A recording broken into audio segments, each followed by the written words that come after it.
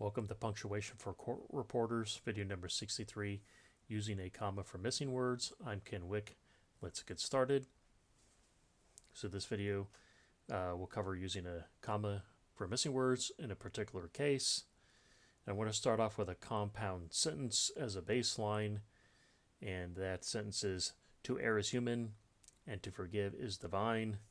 So the blue are the independent clauses, the green is a coordinating conjunction, and if we have this case, we'd put a comma between them. But I want to start with, or maybe discuss, how would you punctuate this, which is a well-known saying, to err is human, to forgive divine. So if you're not too sure how to punctuate this, we're going to learn. So let's just go over the basic rules or principles of using a comma for missing words. So basically, use a comma for the missing words in a compound sentence. Sounds straightforward. But the particular case is these independent clauses are separated with a semicolon. So I'm going to cover a few detailed examples. First one I'm going to do is, to err is human, to forgive divine. So what I'm going to do is I'm actually going to expand this to show the independent clauses and also the missing words. So if we wrote this out, to err is human and to forgive is divine, I stuck in the word and just to show we have two independent clauses, and this is the actual missing word. The missing word is. So I know I have two independent clauses without a coordinating conjunction. Like I said, I just stuck this in here to show we have two independent clauses. So I'm going to replace this with a semicolon, because that's how I would do that. And then just like the rule, here we have a missing word, and we have the situation of the clauses are separated with a semicolon. We can replace this with a comma. So that's how you would punctuate that famous saying, to err is human, to forgive divine. So let's cover another detailed example. Sue works at Burger King, Janet Taco Bell.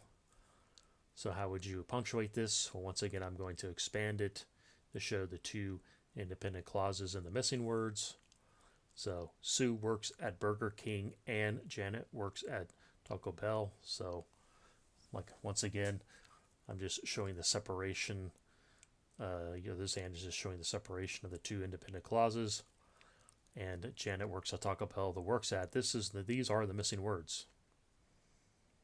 And notice how I should have said these missing words are actually repetitive from the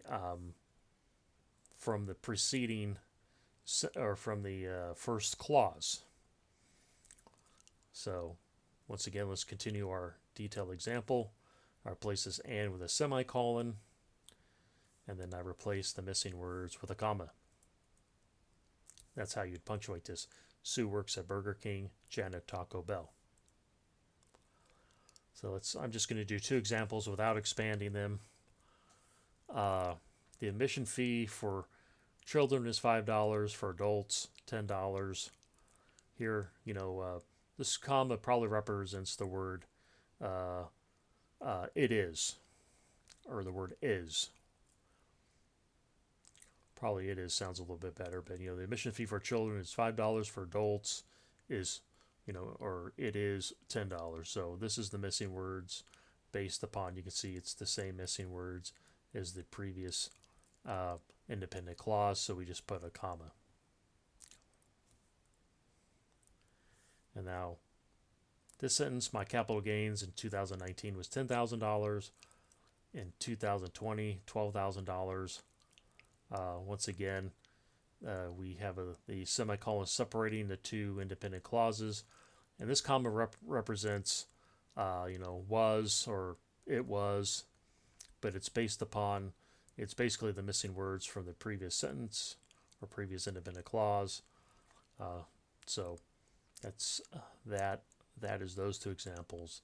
So we have replaced the missing words with commas and separated the two independent clauses,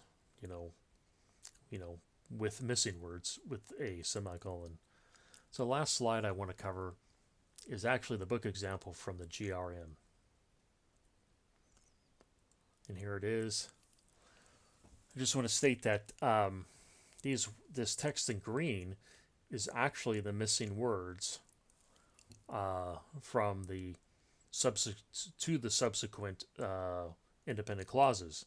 So everywhere where you see a comma in this example, you could just substitute these words in green.